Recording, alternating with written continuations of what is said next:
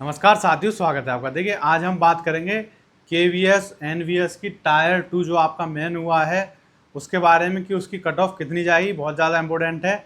इसी के आधार पे इंटरव्यू होगा और इंटरव्यू नाम मात्र के लिए है। मेन चीज़ क्या है आपकी, ये नंबर। ठीक है, प्री के नंबर तो नहीं जुड़ेंगे, उसको पास करके तो आप मेन में आ गए। अब मेन के और इंटरव्यू के जुड़े जाएंगे। तो सबसे ज़्यादा इम्पोर्टेंट है यही नंबर। जितनी कट ऑफ इसकी लगेगी वो बच्चे इंटरव्यू में जाएंगे और इंटरव्यू के बाद फाइनल कट ऑफ लगेगी। इंटरव्यू का नंबर आपके 15% है, नाम मात्र के हैं। 85/15 का है। ठीक है, जो आपका टायर 2 है उसके 85% लिए जाएंगे और 15% लिए जाएंगे इंटरव्यू के। ये रेशियो है। तो लेकिन इंटरव्यू में जो बच्चा जाएगा उसी के तो 85% लगेंगे। तो सबसे मेन चीज़ क्या है कि इंटरव्यू। अब इंटरव्यू के लिए कट ऑफ कितनी लगेगी, सभी कैटेगरी वाइज, वो आज की वीडियो में हम देखेंगे। तो जैसा कि आपको पता है कि इसका पेपर मॉडरेट लेवल का आया था, और जब मॉडरेट लेवल का पेपर आता है तो ना तो कट ऑफ ज़्यादा हाई जाती है और ना ज़्यादा लो जाती है। ठीक है, एकदम भर्ती बढ़िया तरीके से होती है। तो इसका जैसे पेपर आया उसके हिसाब से जनरल की जो आपकी कट ऑफ जाएगी, वो जनरल की कट ऑफ आपकी 70 से लेकर 65 के बीच जाएगी। जिस किसी के भी 70 और 65 क्वेश्चन ठीक हैं उसका इंटरव्यू में सिलेक्शन मतलब नंबर आ जाएगा और वो इंटरव्यू की तैयारी शुरू कर दे जनरल कैटेगरी वालों के लिए। ठीक है, अब 70 से 65 ये आपके कैसे हो सकते हैं, ये जैसे 60 नंबर के आपका जो ऑब्जेक्टिव है उसमें से यदि किसी के 40 आ जाएं तो एकदम वो इंटरव्यू के लिए तैयार है। और जब 40 ला सकता है वो 60 में से, तो 40 जो डिस्क्रिप्टिव है उसमें वो 25 नंबर आराम से ला सकता है, 25 से लेकर 30 तक। तो ये 70 हो जाएंगे।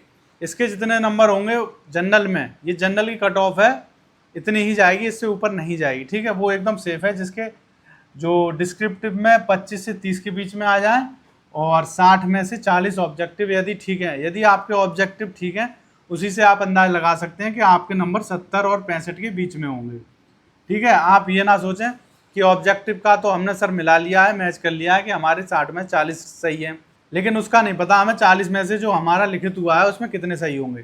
तो यदि आपके 60 में से 40 आ रहे हैं, 38 आ रहे हैं, तो आप इस रेंज में हैं और जनरल कैटेगरी में आप फाइट कर सकते हैं और इंटरव्यू की तैयारी आप शुरू कर दें एकदम। ओबीसी की यदि बात की जाए तो ओबीसी में 65 से लेकर 60 की रेंज में जिसके भी क्वेश्चन ठीक हैं तो वो इंटरव्यू में जाएंगे और इसके चांस हैं 99% की ओबीसी की मेरिट इतनी ही जाएगी।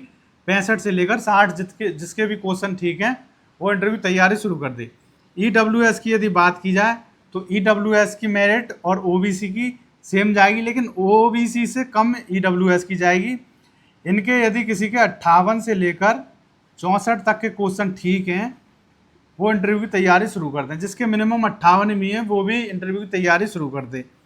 58 यदि किसी के लिखित में 30 नंबर भी आ रहे हैं और उसका लिखित पेपर अच्छा हुआ है, ऑब्जेक्टिव में यदि उसके 30 से लेकर 34 क्वेश्चन ठीक हैं 60 में से, तो ईडब्ल्यूएस वाला ये समझ ले कि उसके 58 से लेकर 64 नंबर आराम से आ जाएंगे। ठीक है, एससी की यदि बात की जाए तो एससी वालों की कट ऑफ जो आपकी 55 से लेकर 50 तक जाती हुई दिख रही है।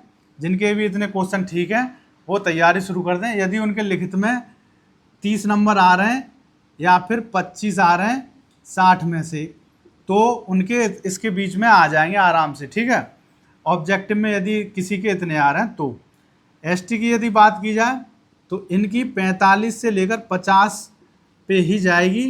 इतने नंबर यदि आ रहे हैं उनके 100 में से, तो उनका इंटरव्यू हो जाएगा आराम से। अब इसके लिए उनको कितने लाने, 60 जो ऑब्जेक्टिव हैं उसमें यदि वो उनके 25 आ रहे हैं और 22 के बीच में आ रहे हैं ऑब्जेक्टिव में, तो वो इंटरव्यू की तैयारी शुरू कर दें, क्योंकि लिखित में आराम से उन्हें अच्छे नंबर मिल जाएंगे। तो ये होगी आपकी सभी कैटेगरी वाइज कि इतनी कट ऑफ जा सकती है इंटरव्यू के लिए। इंटरव्यू में ज़्यादा खास नहीं है, आपको हिंदी भी आनी चाहिए, इंग्लिश भी आनी चाहिए। दोनों लैंग्वेज जिसको आती होंगी इंटरव्यू उसका अच्छा होगा। और मेन चीज़ इंटरव्यू में ज़्यादा कुछ नहीं, बस आपका कैरेक्टर देखा जाता है कि बच्चा जिसके इतने नंबर आए हैं इंटरव्यू तक पहुंचा है वो वास्तव में भी वही बच्चा है जिसके नंबर आए, या फिर किसी फर्जी आदमी ने पेपर दे दिया हो और इसको कुछ नहीं आता हो। तो कॉन्फिडेंस रहें, चाहे भले ही आप पे आता हो या ना आता हो, जितना भी आप उसके बारे में जानते हो जो भी आपसे क्वेश्चन पूछा जाए, बेसिक भी जानते हो या थोड़ा बहुत भी इधर उधर का जानते हो उस दिशा का, तो आपको बताना है। सीधे सीधे आपको मना नहीं करना है कि सर हम पे नहीं आता है। अपनी कोशिश करके दिखानी है, अपनी नॉलेज जितनी भी हो आप उस साइड की बता सकते हैं उनको, तो वो अपने आप समझ जाएंगे कि इसको जानकारी तो है। लेकिन हर क्वेश्चन उनको भी पता है कि हर किसी को नहीं पता होता। वो ऐसे ऐसे क्वेश्चन ढूंढ के लाते हैं, सिंपल भी लाएंगे कठिन भी लाएंगे। तो कठिन की आशा उन्हें ये रहती है कि इसका जवाब जो दे देगा वो प्रभावशाली रहेगा इंटरव्यू में, और सरल का तो हर कोई दे ही देगा, लेकिन सिंपल का भी कोई नहीं दे पाएगा, तो उनकी नज़रों में वो बच्चा इंटरव्यू में काफ़ी वीक रहेगा। ठीक है, लेकिन मेन नंबर इंटरव्यू का नहीं होगा, मेन नंबर होगा आपका टायर 1, जो भी ये आपके नंबर आएंगे इसके ऊपर। तो जितने लोगों के इसके बीच में नंबर आ रहे हैं उनका तो एकदम सिलेक्शन पक्का है, और इंटरव्यू के बाद फाइनल मेरिट में भी उनका नाम आएगा। ये जो कट ऑफ मैंने आपको बताई है ये फाइनल है, ये नहीं है इनका इंटरव्यू कैसा भी हो जाए, ज़्यादा बेकार हो जाए तब भले चूक जाए वो, लेकिन इनका इंटरव्यू यदि अच्छा हुआ, जितने भी लोगों के इतने नंबर हैं, तो उनका सिलेक्शन फाइनल आराम से हो जाएगा। ठीक है, तो आप लोगों के ऑब्जेक्टिव में जितने नंबर आए हों वो आप कमेंट करके बताएं, और अपनी कैटेगरी भी लिखें। जैसे जनरल है और आपके ऑब्जेक्टिव में 40 आए हैं, किसी के 35 आए हैं 60 में से, तो ये लिखें कि जनरल 40 और ये कैटेगरी हो गई।